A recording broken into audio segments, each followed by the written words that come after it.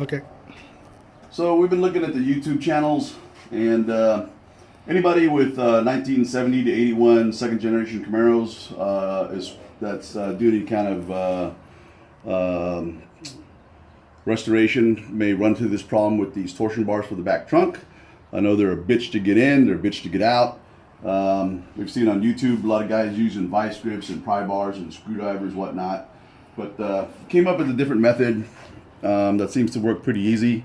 It basically consists of a steel pipe, thick-walled pipe with a cheater bar drilled in at the end. It's a sliding cheater bar.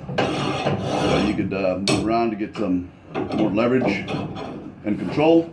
But what you want to do is you want to put the torsion bar through the hole that we drilled through the pipe, and go ahead and torque it over, position it into the slot that needs to go in, and then have a buddy put a drive pin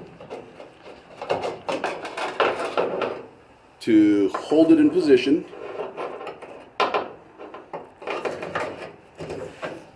while you scoot it over to the very end, and then take the drive pin out and get it into its slot. Simple as that. But all it is a simple pipe, thick-walled, hole at the end, another pipe on this end, drilled through this portion where you got a lot more leverage to put that torque on it. Now I've thought of slotting the holes here at the end and oblonging the holes so you could probably get it in this way and lock it in position, but I kind of like it this way better because less chance of this torsion bar getting away from you and smacking you in the face.